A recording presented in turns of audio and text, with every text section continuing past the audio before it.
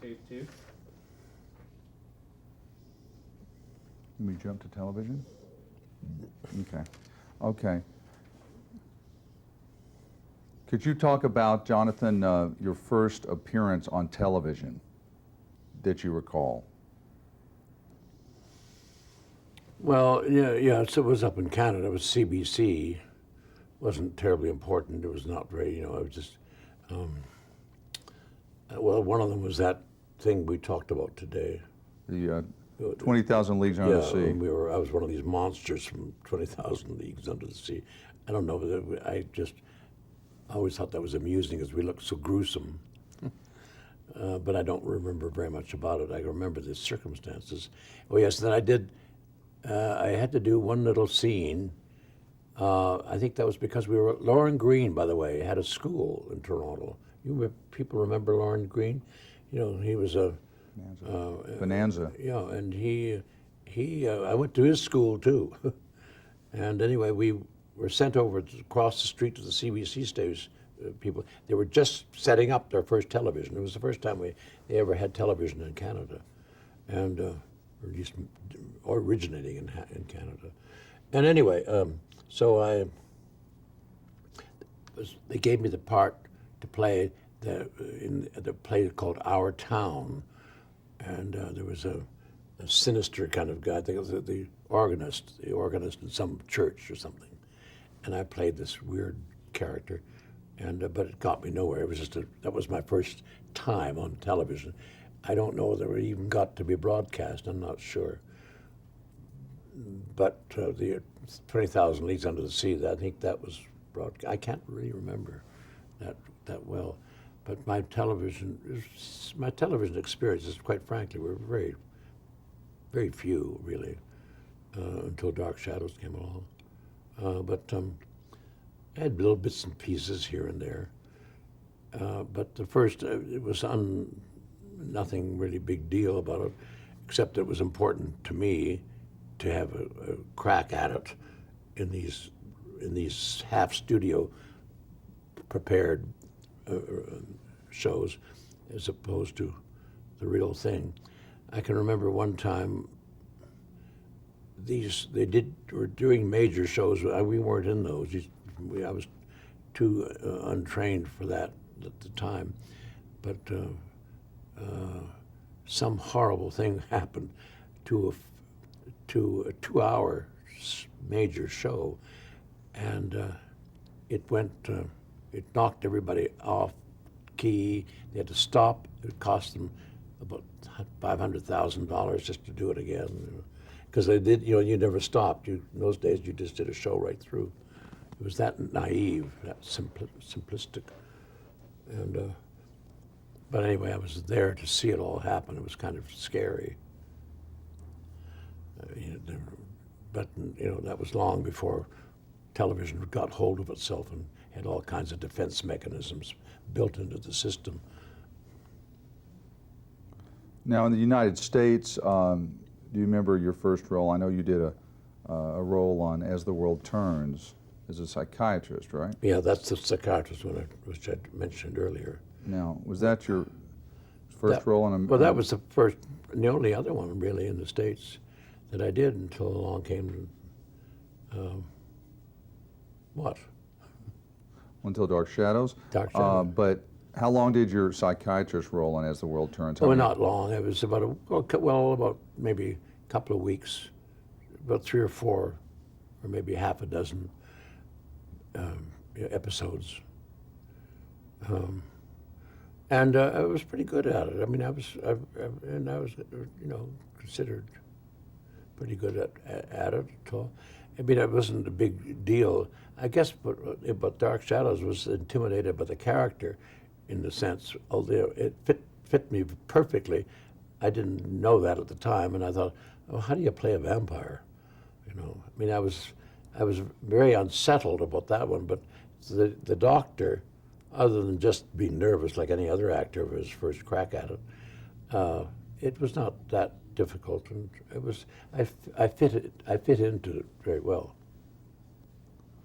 Now, how did you come to be cast on Dark Shadows?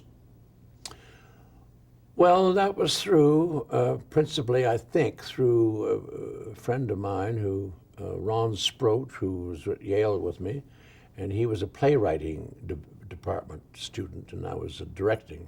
So, but we knew each other, and we were friendly, and so forth and so on. And it turned out that he was one of the writers for Dark Shadows. So, when they were searching for somebody, he suggested that they get me. And I was down in Florida at the time, just ending a national tour. I was doing a small role in a show of Ray Milland's, forgotten now what it was called. But I went, I just went to stay with a friend down in Florida where we ended the tour, and I stayed at his place for a few weeks just for fun. But anyway, I cut it short because I thought I better get back to town and get going to get a job in California. And so I got on my horse. Nobody knew I hadn't told anybody at home or in New York at the time that I was coming back so soon. And so I got back to the apartment, and my roommate at the apartment, he was out working at that time that day, and the phone was ringing, and I had all these bags, and I remember putting them down to unlock the door to get to the telephone. And I didn't particularly make any big deal about it because I didn't know anybody knew, and it was probably some nitwit that was calling me or something. So, but I put the bags down and unlocked the door, double lock and all the rest, got to the phone, and I just caught it in time. I mean, I didn't know what I was doing. And it was this agent, George Goldsmith, one of the great old companies of agents left in New York at that time. Anyway, he called me and asked me if I would try coming to this. And I said, how did you, no, I beg your pardon, he was already my agent, but I had paid no attention to him. And after all this tour, I hadn't made contact with him. I think perhaps that's why I was going back, maybe. Anyway, I said, how would you know that I said, he said to me, I had no idea you'd be, I was giving you up, but I just thought I'd try once more to see if you were home, because I'd called you 2 or 3 times and no answer, no nothing. So finally, I said, well, I'm here now. He said, well, look, there's a show that needs a vampire, however it was put to him and however he put it to me, but it was all about Dark Shadows, and I'd never heard of it, of course. And so I said, well, I don't know. I said, I can't do that. He said, well, you're not going to go right away to the West Coast. You got to kind of. I said, no, I'm not going to go right away, but that's my goal.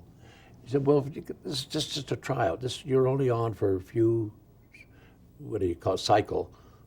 You know, there are 4 cycles a year or whatever. 13 weeks. Something like that. Yeah. So anyway, he talked me into it. I thought, well, go and take a crack at it. So I went over and took a crack at it.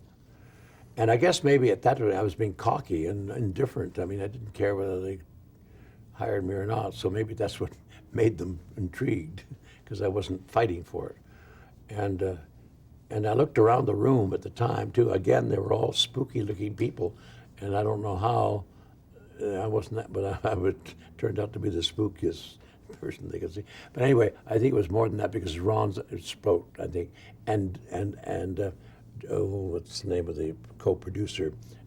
Robert Costello. Robert Costello put me. They were anxious to get me involved in it. Ron Sproat, we never really had it out. I never really got talking deeply with him. I did up to a point, and he just didn't want to talk about it. But I know that he must have had a hand in it, of getting me on that show. And anyway, so that's what came of it. And there again, then again, it was day to day, waiting for the first call, and wondering whether they're still going to keep to their word, and so forth and so on. Can you describe the premise of Dark Shadows in your own words? No, I can't. I've never was any good at that. I never knew what I was doing. I just learned my lines for the next day. And I still don't know the plot of that damn thing. That won't be very good, will it? Well, it was set in a fictional. But I'm being honest. No, I really don't. The premise, Yeah. I don't know what the premise of it is. It's just it's all about a vampire. But it isn't. It wasn't originally. It was really, it's a family thing. But they went through about 3 or 4 plots themselves before I ever came onto it. So there isn't such a thing as a premise for that play, that show. Would you call it? You'd call it a gothic melodrama, Gothic melodrama, okay, yeah. right? And it adapted a lot of the Whatever classic. that means. Hmm? Well, it adapted a lot of the classic Gothic stories, like Jane Eyre and Rebecca and Turn of the Screw. Yes, it had some of the qualities of those English romantic things. Like yes, in fact, I played once too. I never used that in my publicity, but I did play and won an award in a festival in Canada, playing the Olivier role in Heathcliff. mm, Heathcliff. uh, Wuthering Heights. Wuthering Heights. Thank you. Wuthering Heights. I played that in one of my better roles. It suited me, and I played. And I won an award, a regional award, for playing it. Well, Dark Shadows was focused on So this. it was that kind of character. Right. Yeah. Oh yes, the character of Barnabas was a combination of everything I'd ever done. I mean, well, not everything, but there were enough of that kind of role that I played in. Most people think it's because of my Shakespeare, and I've been saying all along that Shakespeare wasn't that much of an important. I mean, I did a lot of Shakespeare, not that much. Not that I wasn't exclusively a Shakespearean actor. This is what I got mad about. I didn't play that much Shakespeare, but enough to get some qualities that these plays need. Something like that. And a lot of the other cast members were theatrical veterans, so Yeah. it was a very live on stage kind of feel to the show. It was set in a fictional town called Collinsport, Maine. It's centered on the mysterious, wealthy Collins family, and you were one of those mysterious members. And pretending I was an Englishman, English, going back to the original family in England, if you remember. Right. You were That supposed was to the very be. first scene. Said, tell Mrs. Goddard or whatever that her cousin from England, and I was just from the cemetery down the street. Really, been there for 2 centuries, but said I was from England. So I did my English accent is really kind of a fake stage one, perfect for the part because he was lying anyway, and I was pretty good at it. As a liar, that I could speak with an English accent. Well, you know, Barnabas's backstory, you're saying he was actually, of course, the family ancestor from the 1790s.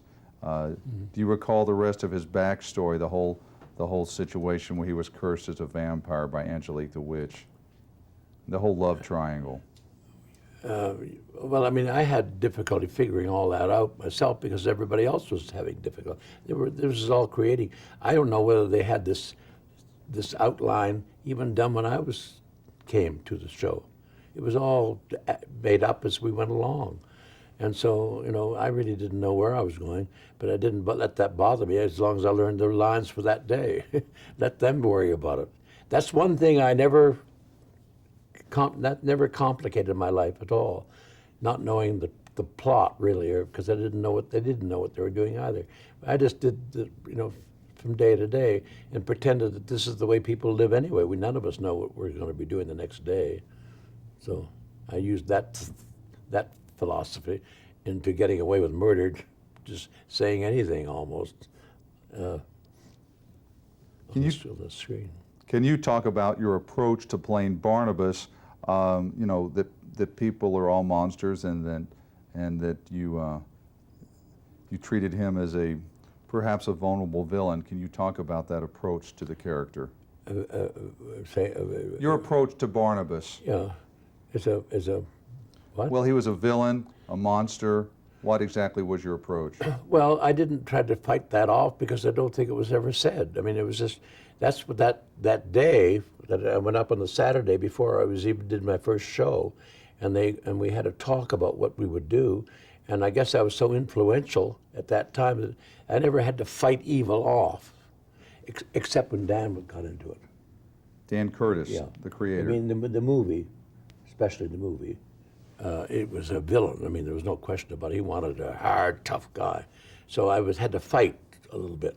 But with Round Sproat and Costello, I could do what I wanted. So I didn't have to assert myself in that way. I just had to learn my lines and do it in my own way. I had total freedom to do that role as I wanted to do it. I can say that much. Never said that before, but that was one good thing about it. But it was just learning the lines, just getting it down.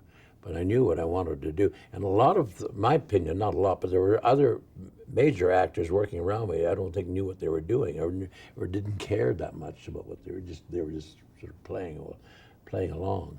I think there was some certain amount of miscasting of people. Not that they were not good actors, they were good actors, but not the right persons for that. But that was my own, that was not my business, so I just always think it's the first time I've ever mentioned such a thing, actually. But there were mistakes made in that regard. Can you talk about the primary directors and how they guided you? There was Leela Swift. Can you talk about the directors on the show, Leela Swift and John Sedgwick at the beginning, later Henry Kaplan? Can you talk about Henry that? Kaplan, I think, was my favorite. He liked me very much, and he was funny. We had a lot of good times. What's the other one you mentioned? Well, Leela Swift was there the whole 5 years, and then before that was John Sedgwick. John Sedgwick I liked. He was a modest kind of guy, not, wildly interesting in a sense of creativity, but he was a good and efficient man, and he was a pleasant man, we got along fine. Who we left out here? Well, Leela Swift was there for the full run. Leela Swift got on my nerves after a while. She was too noisy, too. But however, she got results, and most of the time we were fine. But there were a few times. One time I used my voice, put up Jack. I put that put up Jack voice going, and I said, "Leela Swift, will you stop?" And I stopped everything, and I couldn't stand her. She was on and on and on. She was yakking away over the microphone.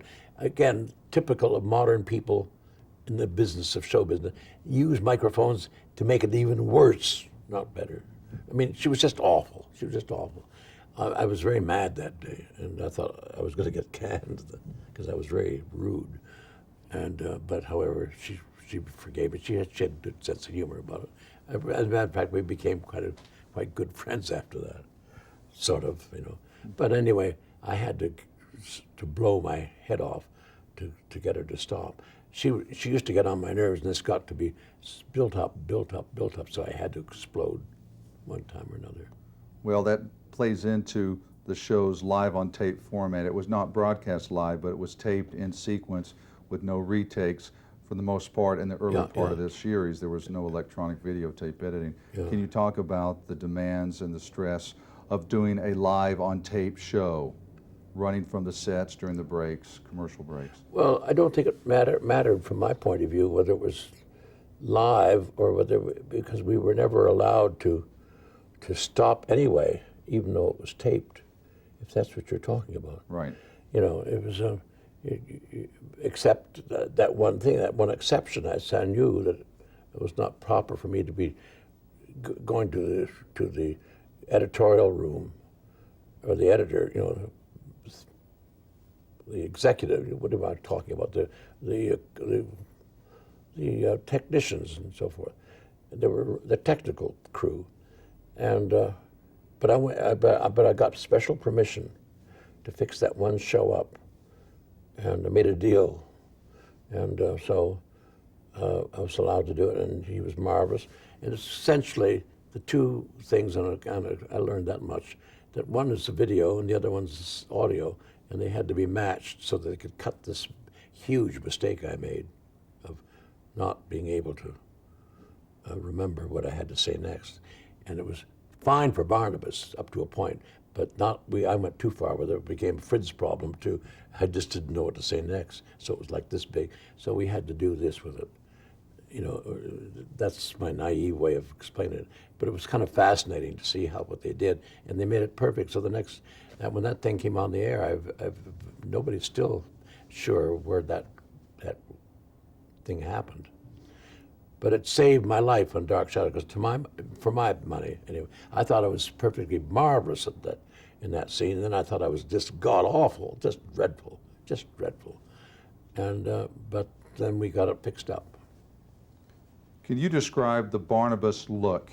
There was your costume, your cape, your wolf's head cane, your black onyx ring, your fangs, your bangs. Can you talk about those different components of the Barnabas look? I never thought about it.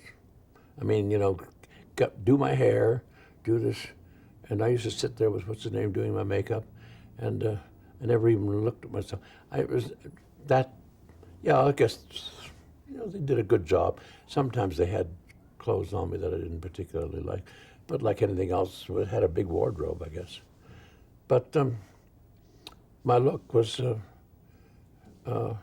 sometimes they painted my eyes too much, like women do sometimes, too much, you know, around the eyes. But however, I was playing in his fantasies anyway to start with. We could get away with makeup. We were doing opera major, let alone stage. We were doing opera makeup.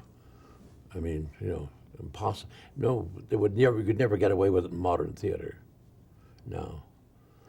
But you know, but we were a soap opera. Not only that, but we were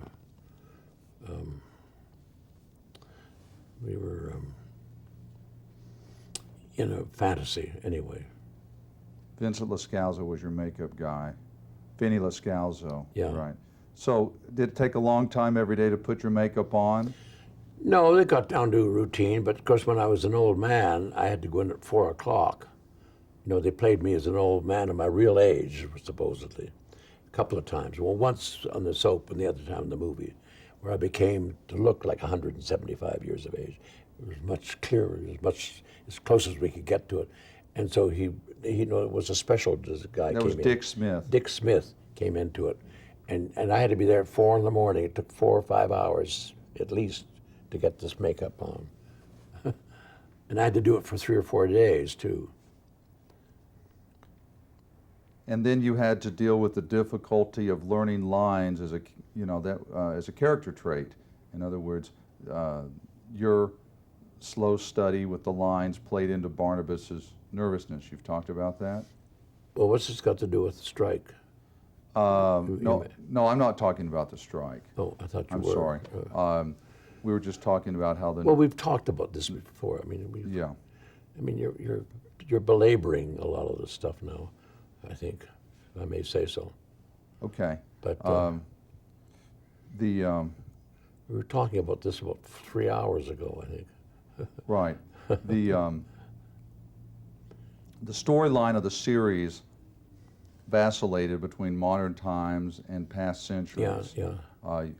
Can you talk about the experience of being essentially a repertory company where the actors got to play other roles? Well, that's the hell with them. It just Okay. Yes, I liked going back and forth. Yeah. You like going into that scene when I was suddenly not. I was not a vampire at all. As long we went back and what's her name came back in time to Victoria find me. Winters. Yeah, Victoria Winters, and she said Barnabas. And I said, "Oh, hello," because I was still Barnabas. She still had the name, but immediately she was. But I said, "I don't know you," and she said, "What do you mean? You know me? I'm Victoria Winters or whatever." The governess. The governess, and I said, "Governess of what?" You know, so she. But I mean, that scene was good because I was fresh and without anything to do with a vampire. So I kind of enjoyed that as a kind of fun thing. I mean,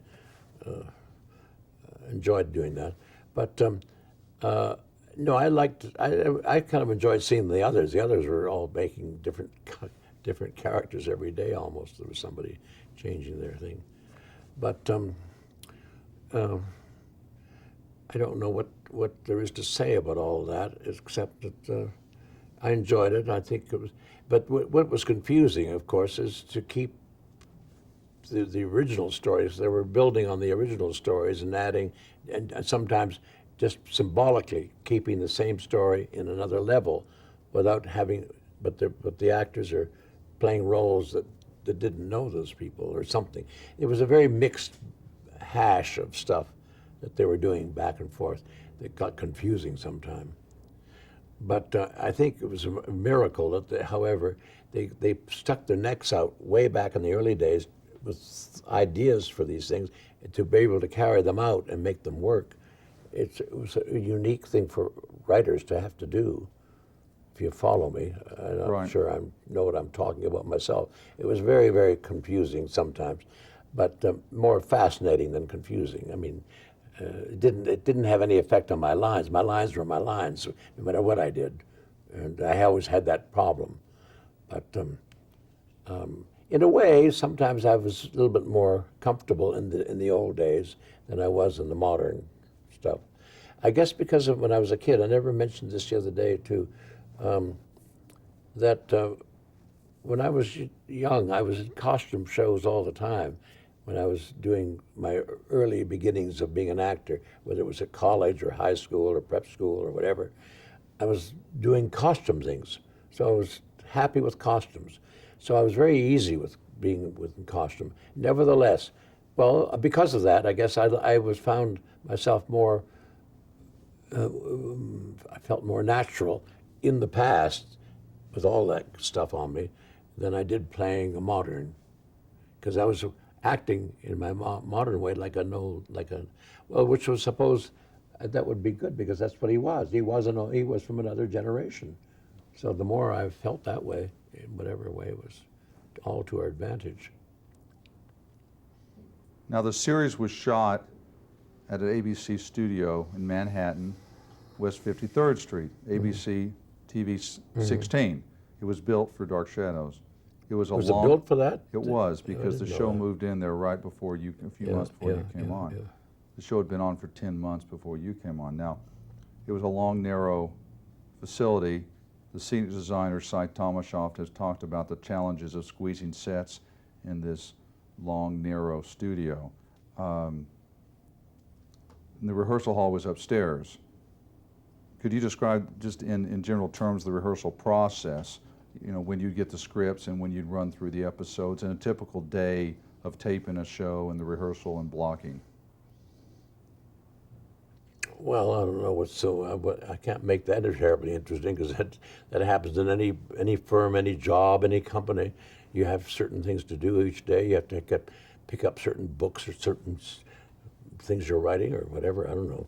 But anyway, I don't quite know what you want here that I can make sound interesting. It was like any other company, any other job. You have to you have to get your script. What we used to do, okay, we used to tape the show around 3 o'clock or 4 o'clock in the afternoon, 3 o'clock maybe, I don't know, I can't remember. And then you finished, yes, it had to be at least 3 because you had to be finished, and then go upstairs and you had 15 minutes or half an hour off, and then you went upstairs, and if you were in 3 consecutive shows, you're a busy person because you go up and spend a half an hour reading the script for the next day. So you have to drop that memory from the thing you just did from your mind and start working on the next day. Right as soon as the other one was over, and it was that routine was a bit difficult. There was an aspect of it that made it kind of rough sometimes. So we would anyway sit around a table, and then the director would. Any questions? Anybody? Would anyone have any questions about the script? Sometimes there would be 1 or 2 of us who would have questions or so, and then we'd thrash those out and then go home. And then you came back at 10 o'clock in the morning or 9 o'clock or whatever, 10 o'clock I guess. No, we had to be there early. What am I talking about? because we had our break at 10:30. So it must have been 9 o'clock, 8 o'clock when we had to be. And so we came back the next morning, and presumably with our lines learned, except I never had mine. I never really had absorbed them yet. Sometimes later on, it got a little bit better for me, but still, I mean, I was working all morning, just like the other day at the festival here, being trapped by the scripts that I've been working on for months, and I couldn't even see my old friends I couldn't be social, and I never have been social at these things because I simply haven't yet absorbed the stuff I'm supposed to do. I'm slow. There's a theme and a word to end on, slow. And I've just